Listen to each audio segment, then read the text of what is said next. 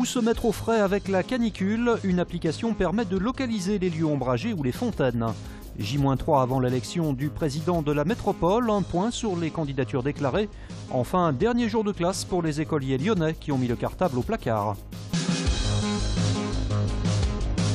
Alors cette appli permet une géolocalisation des personnes, c'est-à-dire qu'à l'endroit où vous trouvez, l'appli vous repère et permet ainsi de détecter les lieux frais qui sont donc symbolisés par des petits flocons. L'idée de la ville de Lyon en cette période de canicule, répertorier sur son appli les lieux où chercher un peu de fraîcheur. La cartographie a été réalisée avec l'aide d'étudiants.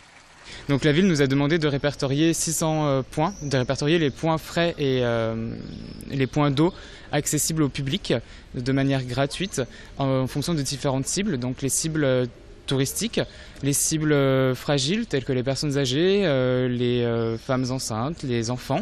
L'appli permet par exemple de connaître l'emplacement des bornes fontaines. Les bornes fontaines, ce sont la possibilité de se désaltérer en ville, puisque c'est un réseau qui est surveillé pour la potabilité de l'eau et qui est disponible pour tous les habitants, visiteurs et passants. Il y en a partout et elles sont entretenues et même déployées dans les nouvelles zones urbanisées. Avec cette cartographie des lieux frais qui recense même des églises, la ville anticipe de nouvelles directives. Nous pouvons dire que nous sommes en avance sur ce que la ministre de la Santé a annoncé, je pense, en début de semaine, qui demande de recenser les lieux frais pour l'ensemble des villes, justement pour se préparer à ces changements climatiques. Et demain, l'épisode de canicule se poursuivra à Lyon où l'on relèvera jusqu'à 38 degrés. Qui pour succéder à Gérard Collomb à la tête de la métropole près de 2 mois après sa démission? Les élus vont voter lundi pour élire leur nouveau président. Face à David Kimmelfeld, candidat considéré comme ultra favori, 3 autres sont en lice. Du côté des Républicains, c'est Véronique Sarcelli qui a été désignée. La maire de Sainte-Foy-les-Lyons entend représenter les communes de la périphérie lyonnaise. Je suis le seul maire qui candidate. C'est quand même assez révélateur, hein. Et je suis le seul maire des territoires. Les 3 autres candidatures sont des candidatures ou Lyon ou Villeurbanne. C'est quand même très révélateur de ce qui se passe dans la métropole. Il faut aujourd'hui se dire que la métropole de Lyon, c'est Villeurbanne, mais c'est aussi 57 autres communes. Exit donc François-Noël Buffet, l'actuel président du groupe Les Républicains à la métropole et candidat lors des 2 dernières élections.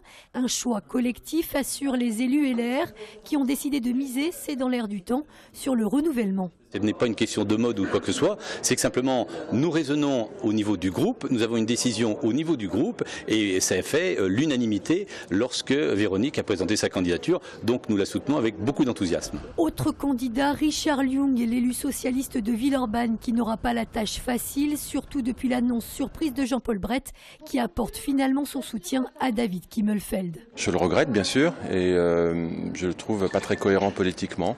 Les soutiens qui se sont déclarés pour moi publiquement ont reçu déjà des pressions, donc je ne vais pas vous dire qui me soutient. Voilà. Après on verra, moi je suis très serein. Le centriste Christophe Jourjon est le 4e candidat en lice. Début de l'élection lundi à 9h30.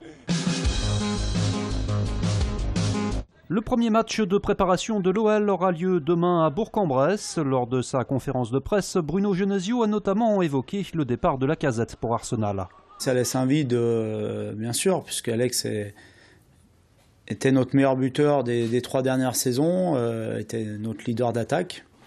Mais après, ça fait partie de la vie d'un club. Il avait l'ambition de partir cette année, on le savait. Il avait l'ambition de découvrir un autre football, un autre pays, une autre culture. L'entraîneur a également évoqué le choix du futur capitaine, puisqu'il s'agit aussi de remplacer Gonalon. Je pense que sur les matchs amicaux, il y aura un turnover pour voir un petit peu comment ça se passe. Voir aussi le comportement des joueurs à l'entraînement, ceux qui sont susceptibles d'assumer ce rôle. En matière de recrutement, Genesio confirme que la défense reste sa priorité. On va voir comment se passe la préparation, les matchs amicaux, et puis peut-être les opportunités aussi. Parfois, il y a des opportunités à saisir, on ne sait pas. Donc c'est la raison pour laquelle on ne ferme aucune porte. Mais encore une fois, au jour d'aujourd'hui, on est satisfait de ce que l'on a au niveau offensif. On a encore, bien sûr, dans le domaine défensif, des arrivées qu'on attend. L'OL qui affiche clairement son ambition pour cette saison, une place sur le podium de Ligue 1. C'est les vacances. Et t'es contente? Oui. Il y a eu la kermesse. L'école est finie, c'était le dernier jour de classe aujourd'hui pour les petits Lyonnais, avec un peu d'émotion à la sortie. Ils ont l'air très contents. La petite est un peu triste de quitter sa maîtresse. Elle était très attachée à elle et il fallait que ça arrive. Hein.